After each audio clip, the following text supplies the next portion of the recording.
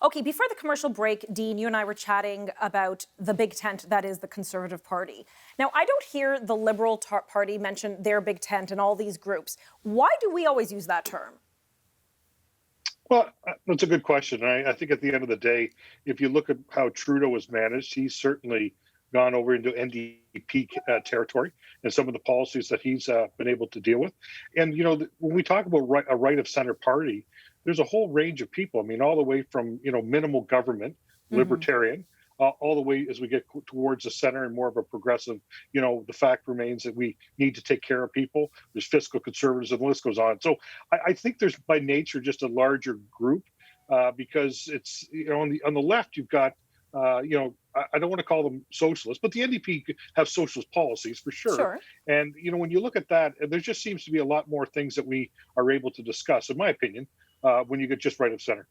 Okay, and Tony, so before the commercial, obviously, Dean rattled off a few. The red Tories, and a lot of these are insider baseball terms, but red Tories, which I guess you could suggest are kind of left of center conservatives, social conservative, fiscal conservatives, I don't know, social progressives. I mean, their list could go on and on. How do you see each of these camps fitting into this policy convention this weekend?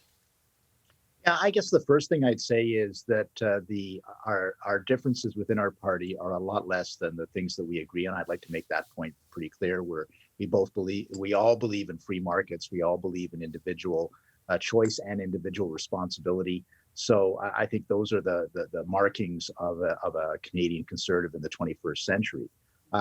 At the policy convention, there was a lot of talk in the media about how there was going to be these huge battles. I actually don't see that. When you actually look at the policy resolutions that actually made their way through the policy resolution approval process, Mm-hmm. and you said at the outset of the show, Tanya, there is a process here, and you have to get a certain number of riding associations, EDAs, to agree to something getting on the floor, whether it's a constitutional amendment or a policy amendment. And so the ones that have made it through, I think there will be some discussion and debate, but they're not existential, in my view. I think reasonable people can differ on them.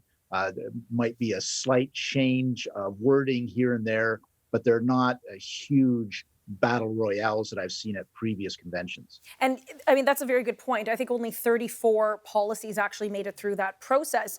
Previously in conventions, when we gather in person, and I love in-person conventions, it's so much fun, but that'll be for another year, clearly. We usually have, I don't know, upward like about 80, 100 policies go through. Then we have breakout sessions and we kind of hash things out. And then only a select few obviously advance to the convention floor. There were no breakout sessions in this convention. So only a select few got to go through this virtual process. I have there are a lot of people, and I come from, I guess you could say, the social conservative wing of the party, or some people would brand me as such. A lot of people are disgruntled, saying that, not enough policies went through. This convention, perhaps more than an in-person one, it's actually easier to vote. So why not let more policies through? Do you have any comments, Dean?